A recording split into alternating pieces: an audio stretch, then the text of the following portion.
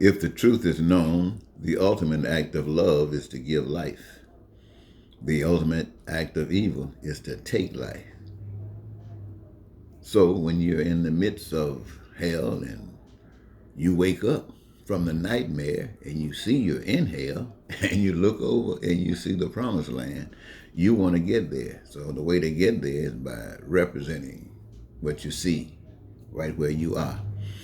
And evil will have a quick way of getting rid of you. But what I really want you to understand is that this is the whole secret, ladies and gentlemen. Evil, to be so disgusted with evil that you not only speak against evil, you stand up against evil and you reject all that evil has to offer you, indicating that you have faith that that which you cannot see, but because you have an understanding with the powers that you still can't see that lives in you, your faith solidifies you and say, go on, baby, and let them take you, let them kill you. And it's when they kill you, it's like a twinkling of an eye. It's like being waking up from a nightmare in the real world. Waking up from a nightmare in the real world. Now, I'm not trying to pull a Jim Jones on you. I'm not asking you to drink any real poison. I'm not even asking you to drink this philosophy. This is just what I'm telling you I'm seeing. And basically,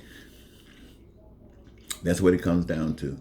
If love gives life and evil takes life, then the whole challenge to humankind is, what is your choice? Are you going to choose what you can't see over what you can see? And the evidence that's supposed to get you through this is when you look at what you can see, you're going to see the split. You're going to see the dividedness. You're going to see some guide, you're going to see some that don't. You're going to see some that have and some that won't.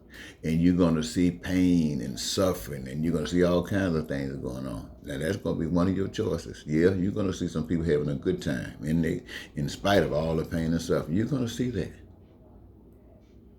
Yes. But then your faith, your faith tells you that the powers that be, the one that you want to tell everybody that you want to thank so dearly for waking you up this morning, the one that you want to tell everybody that he helped you to pay your rent, the one that you want to tell everybody that he paid your education bills, the one that you want to tell everybody that you jumped and shouted and filled with fireworks, the one that you want to tell everybody about. Can that one count on you to do something for humankind as evidence? Not you singing songs, but let your life be a song. Not by really standing up advocating, but let your advocacy be about change, hands-on, footstepping. So I'm just saying, if there's a change, then it will be known. But the truth of the matter is, love gives life, and evil takes life. Now look at the world. Look at it. When, what this boy named David Koresh down in Texas, they didn't play that stuff. Now see, nobody, I'm saying to everybody, nobody's asking you to congregate. Nobody's asking you to come together. I'm saying every individual, wherever you are in the world, you need food. The creator of you knows that you need food and made it possible for food to be made available to you. Now, anybody that doesn't have food while others got food are being messed over. They're being messed over by somebody who keeps the food from them and supported by those that go along with it by saying it's okay because I got mine. When it comes down to shelter, the maker of the earth and you, the people, knew that you were going to need shelter, so he provided the earth with material and all the knowledge that humankind needs and are using to cause the manifestation of shelter, so that people everywhere, all over this earth, could have shelter, access to shelter. Yes. And wherever there are people who don't have shelter, it's because others have decided that they were going to come up with a way of keeping people from having shelter for one reason or another. And there are those who say, well, as long as I got shelter, I'm going along with it. So they're supporting your oppression. And that's the way it is through life. But that is the reality of the world in which you live. It doesn't matter whether you are in a democracy, whether you're in communism, socialism, wherever you're at on earth under these rules of people looking after themselves. That's basically what it's all about. It's individual, selfish society. Looking out me and mine. And the spirit of love requires that you look out for me and ours. And it's all one. Me and ours. Me and ours. See, me means it's important to me. Mean it has my attention. And since it has my attention and it's important, I know it's for all of us. Now, if it didn't have my attention, I couldn't respond to it. Maybe somebody else could respond and get my attention. But here it is. So, ladies and gentlemen, yes, I'm saying that ultimately, with all of this evil, it's like being born, it's like living in hell. And trying to stand up against it, trying to go out and affect the world, it's like Moses.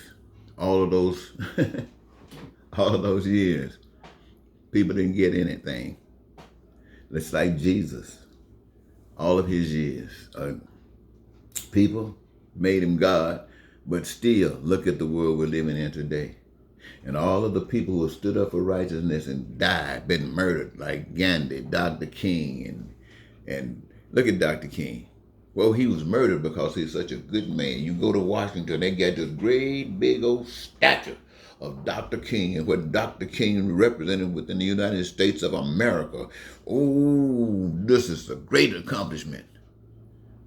And here we have today a president of the United States that rejects and hates everything that Dr. King basically stood for. And the fact that he has a statue in Washington, D.C. just makes him want this president want to puke. I mean, at least that's the attitude he displays. Now, what have we done? Have we come up anywhere or have we dropped really, really low? I think we've dropped really, really low. And so, how low do you want to go? There's an invitation to all of humankind. There's a power you can't see. I'm telling you, you know it. And it's responsible for all, and you know it. You know it has provided for all, and you know it. And you play a part in the production of it all, and you know it. And having done so, you know it belongs to y'all, and you know it. You know it. But yet, you allow certain things to happen because you are afraid that they'll take your life because you have no faith in God. Not that kind of faith. So rather than having that kind of faith to give life to God, you'd rather go at it and give power to evil. Ain't that something?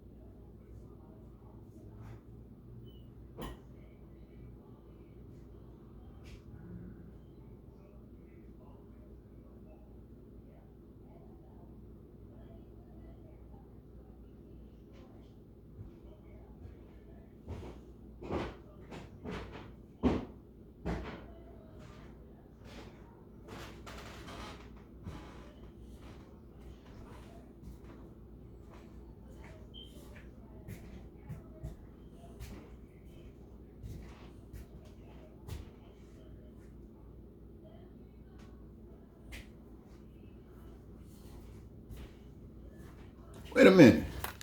You still recording?